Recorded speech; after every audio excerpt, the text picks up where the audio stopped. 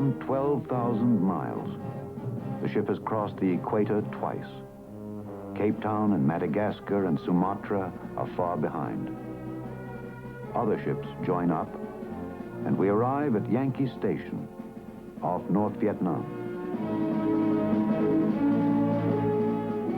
The limited war we have come to fight is just over the horizon in rice paddy and rainforest. In the weeks to come, the carrier will launch its aircraft against targets that melt into the jungle and take advantage of the weather.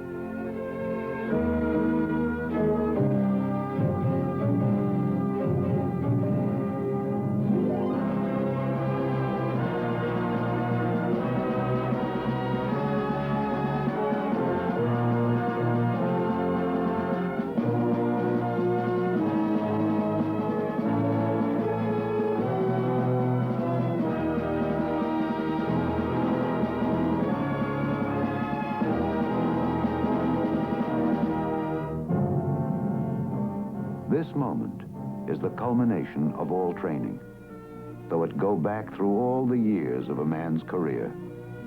Back indeed to the primal education that qualified him to be here now, when ingenuity and courage count for as much as his airplane or its weapons or the odds on survival.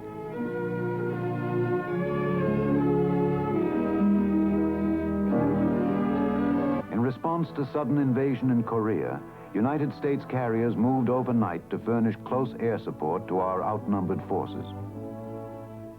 Carrier aircraft patrolled the Taiwan Straits, while the nationalist Chinese forces moved the civilian population safely to Taiwan. Off the shores of Lebanon, while the Marines landed, the presence of our carriers close by and their aircraft overhead was enough to preserve stability and order in that small nation. During the crisis in the Congo, an aircraft carrier served NATO forces as a depot for jet fuel supplies. From various places on the global sea, the United States moved our naval forces into Cuban waters. Russians and Cubans, intent on establishing missile bases on our doorstep, sensed their purpose. A show of strength was sufficient to keep the peace. That should be no problem. I ought to be able to... And the greenies don't have anything. I can stick them in here or on the elevator. But that's a good place for that floater back there. Hangar flight. On this next respot, we're going to need 402, 310, and 408. 10 minutes till I tell it. Hey, Dave, did you get that 409 in your report on that tanker yet? 409, did you get a report on tanker yet? On the heavies. How about calling them? Hey, Chief Williams? Sir, he didn't know it.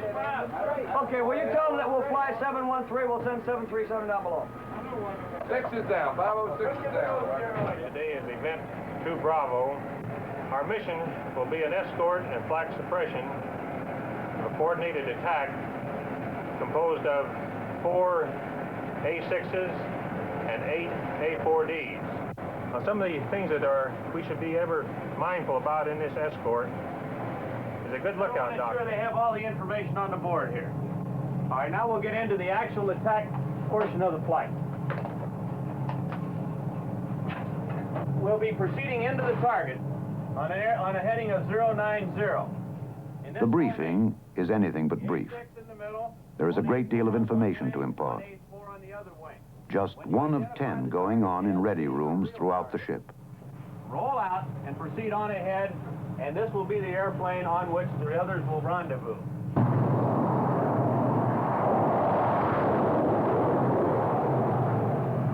From a standing start, 20 tons of aircraft reach flying speed in 2 seconds flat.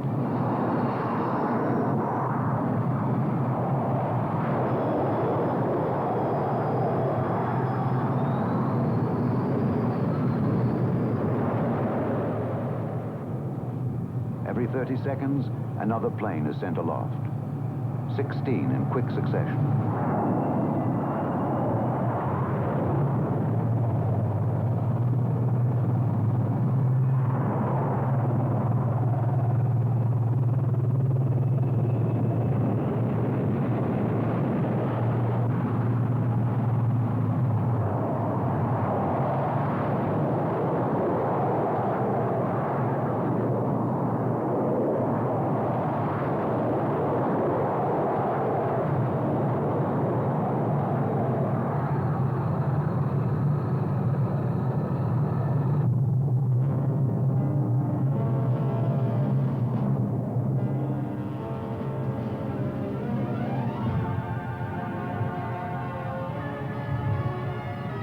ultimate training then, when you work your way through the valleys and over the ridges in daylight or in the dark of night.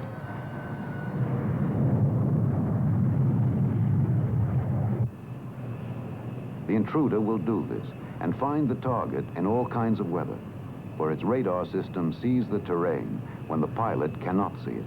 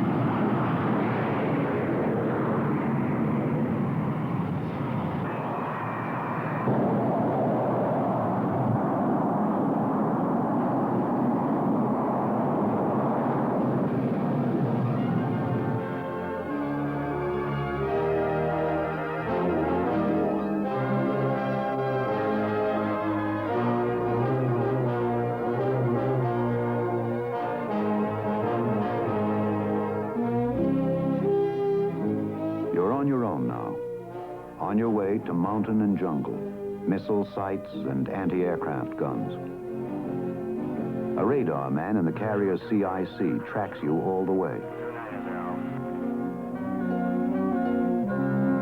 Information reaches here from every part of the ship, and from the Hawkeye, whose radar monitors all aircraft en route to the target and serves as the carrier's early warning system.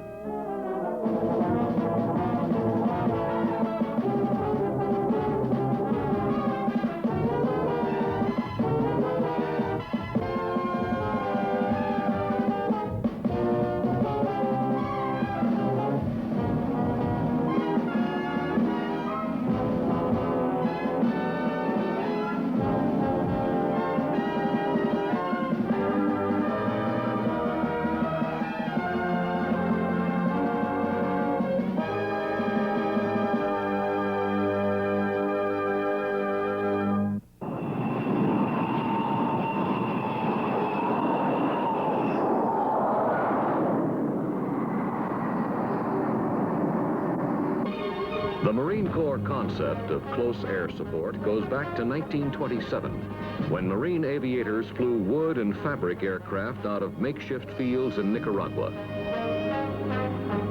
Panels were laid on the ground by a besieged patrol to direct airstrikes against the Moncada rebels.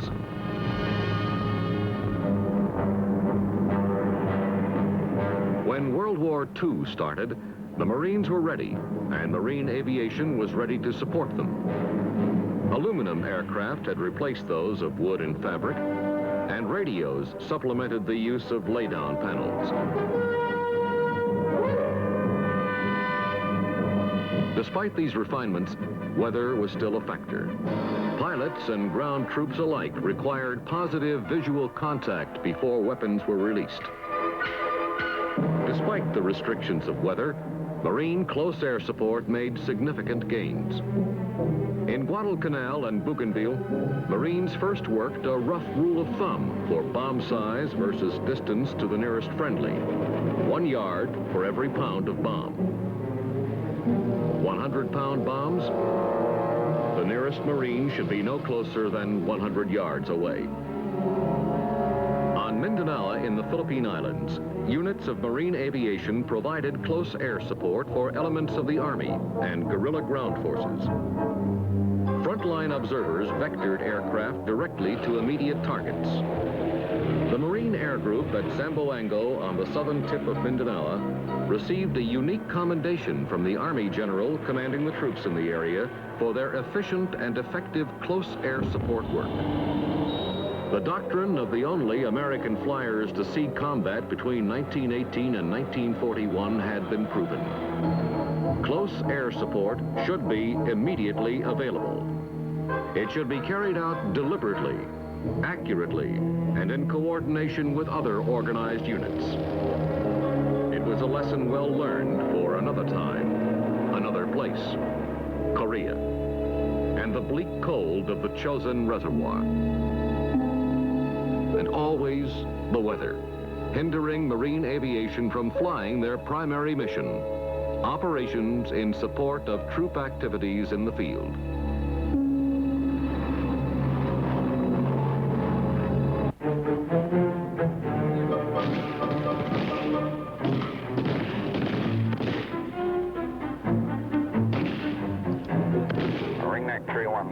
I've got a target bearing 090, range 1,200 yards from beacon. We're the only friendlies in the area. Over. Close air support. To the Marine Corps, it means one thing: the ability to support the man in the field, regardless of his location and tactical situation, and to provide this support in any and all kinds of weather. It means a network of communications and command channels so that the smallest unit operating in the field can get help when it needs it. Close air support that is delayed because of weather or poor communications is no air support at all. In the past, to get close air support in a situation of this kind would have required visual sighting and affirmative visual identification. In bad weather, close air support would have been ruled out, and other tactics would have had to be considered. Reinforcement from the ground, extraction by helicopter, or the Marine Patrol would have had to take fire until they could deal with it from the ground, or break off the engagement. Roger, rolling in hot with Delta 2s. I got your beacon. Today, weather is no longer a deterrent. The Marines in the Intruder will never visually sight the pinned-down patrol, but will use sophisticated electronic systems to line up their target and release their bombs with pinpoint accuracy while flying over the cloud cover. Bombs away, we've dropped 23. This is Ringneck 315. We have 5 left. Do you want another run? Now that's negative, Ringneck 315. That does it. Ringneck 315, you are cleared as frequency. Thanks much. A different time, a different place, a different type of war. This time, Southeast Asia. The Marines were involved.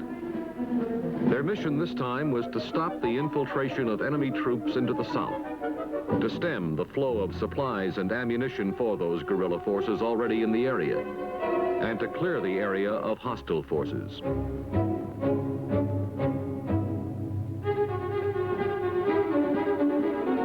To the legendary list of Marine Corps battles, the names of Con Thien and Quezon were added.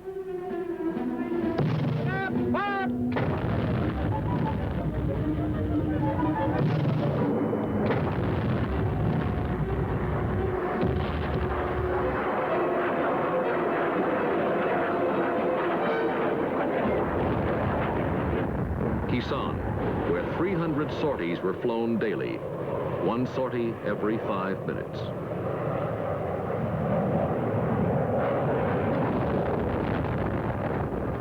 There are not so many well-known names now. It's a grueling day and night operation in the air, going out to locations that are hill numbers or coordinates on a map. But the mission is still the same: support the Marine in the field. The mission is the same, but the way Marine aviation performs it differs as much as today's aircraft differ from the wood and fabric planes of Nicaragua. Today's attack aircraft are crammed full of sophisticated electronic equipment. Crews can fly their way over hostile territory at any altitude, or they can fly along the very treetops. The terrain ahead is displayed on a television-like screen and enables the pilot to pick a route along a valley floor or fly between the mountains at night or in bad weather to avoid detection. Radar provides both crew members with a map of the area, and an airborne computer gives steering information to the pilot, as well as precise release of weapons. In close air support work, a near miss is not good enough. A near miss on the target could be a hit on friendly troops. Not all the electronic devices are in the aircraft. With an absence of hard radar targets, ground troops are using portable beacon transmitters in the field. The beacon writes its electronic signature on the airplane's radar scope to provide positive location of the forward air controller. The airplane's crew then computes an offset aim point to the target using the range and bearings the forward air controller provides. These forward air controllers are aviation people, bombardier navigators and pilots who rotate assignments in the field. They know the capabilities of the aircraft and problems of the ground troops. Like all Marines, they are professional in every sense of the word. It's a tough job, and they do it well. Each mission is planned in advance if it can be. If it can't be planned, if Marines are taking fire and need air support right now, everyone will have been briefed on the general conditions in the area.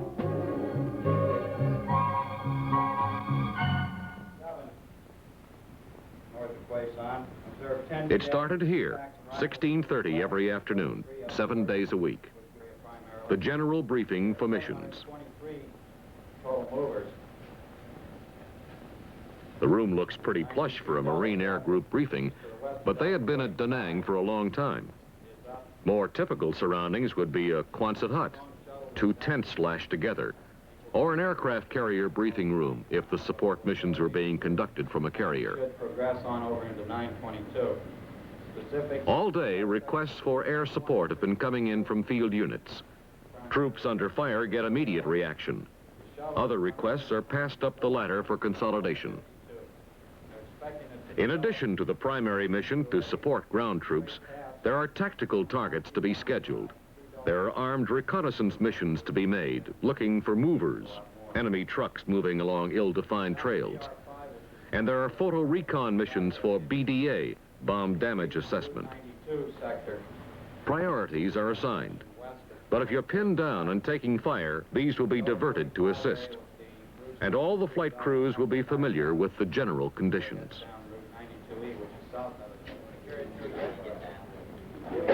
Individual target briefings are held immediately prior to each mission. Who will you work with? What are they doing? What kind of weapons will they need? What are the conditions as of right now? How will you contact them? These are the questions each crew needs answered before launch. During the briefings, and in fact around the clock, ground crews ready the aircraft. Today's attack aircraft are capable of carrying tons of bombs, 28 500-pounders. Different mixes are available for different missions. The ordnance crew carries out this task with an effortless grace born of experience.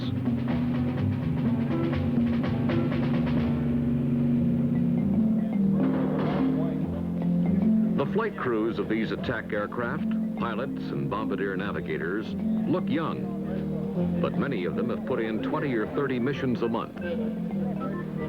In addition to elements of the 1st Marine Division, these men provided close air support for the Army Americal Division. Their talk is the traditional talk of combat air crews everywhere, but flavored with terms of the electronic age. I looked at this stuff, there's about... A classic case.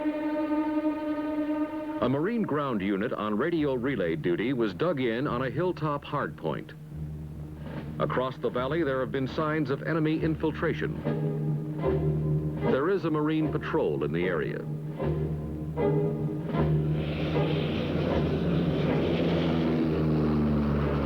observation aircraft with an airborne forward controller has been working with 2 Phantom jets under the rapidly lowering cloud cover.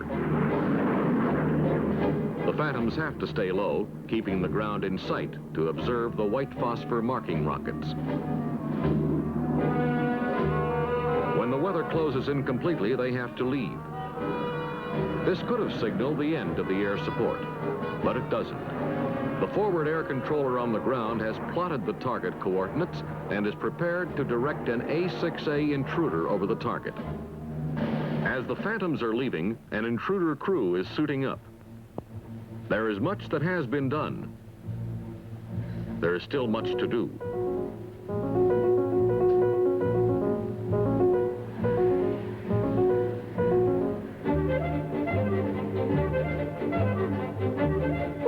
Once in the aircraft, the pilot checks it out with the help of the plane captain. At the same time, the bombardier navigator sets up the electronic side of the house. Nothing is left to chance. For a beacon flight in bad weather, when the crew will never see the target or the friendly troops, precision is the only acceptable standard.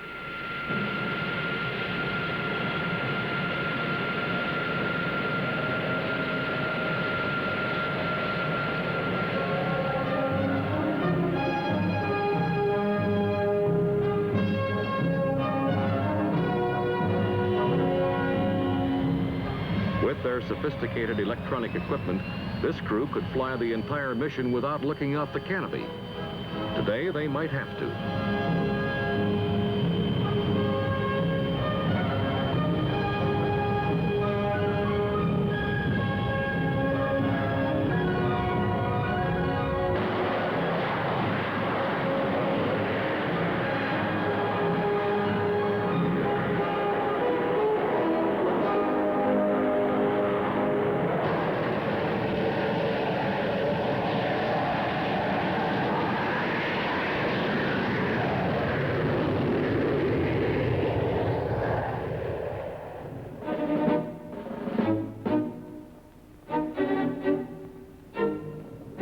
The forward air controller has been living with these troops for nearly a month.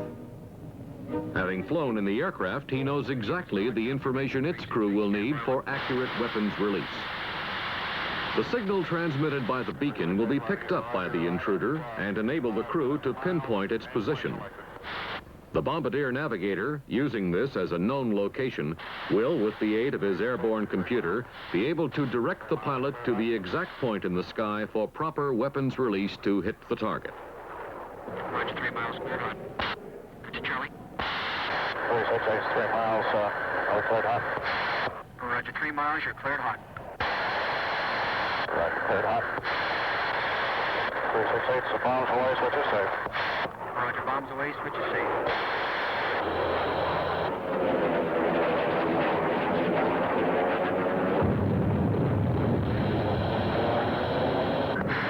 Roger, this was in support of 1st Marines.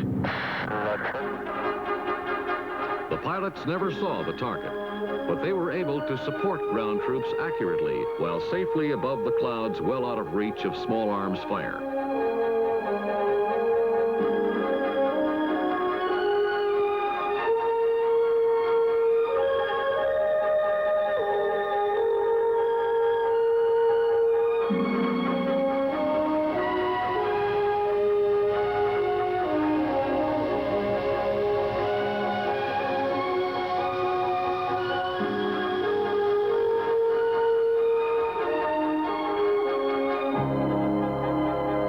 One mission has been completed.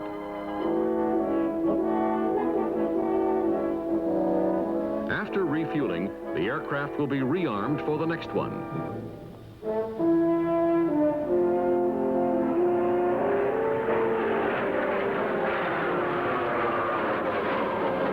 However, flight readiness is more than hanging bombs, important as that is.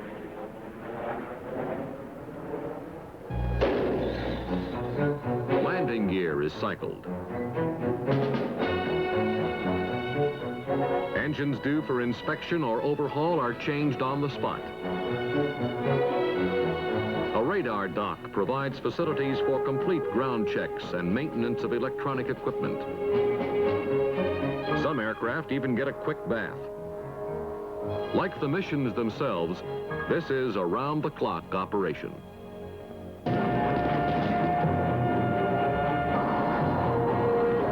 Another mission, this time out in the valley.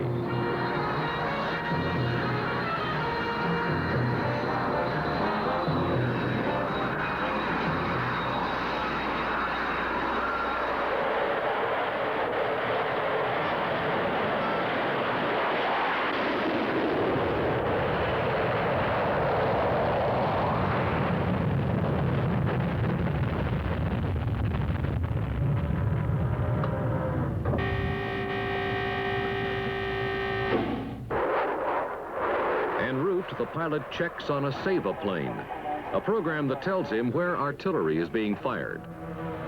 Flying through airspace full of your own whizzing artillery shells is considered bad form.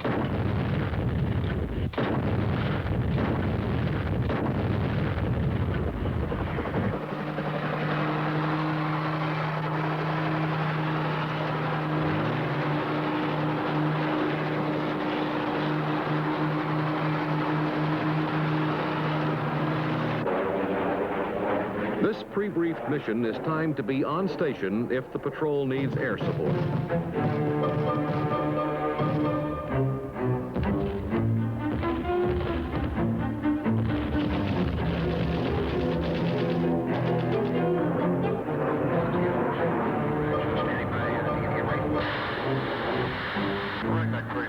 A forward air controller is located to cover the entire action, talking to both air and ground troops. Again, the beacon will provide an offset aim point for high-flying intruders.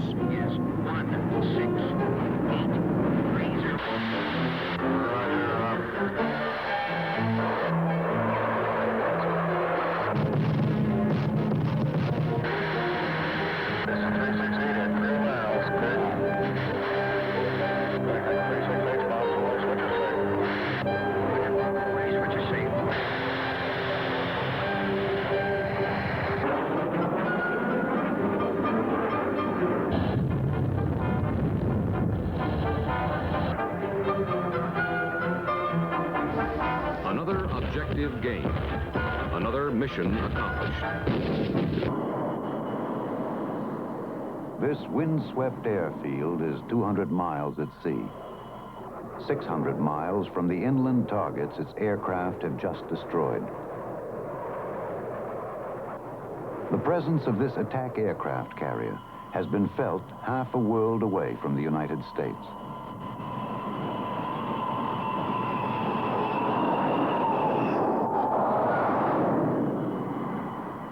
Here, in a land bordering on the China Sea, the peace and stability of a small nation is being threatened.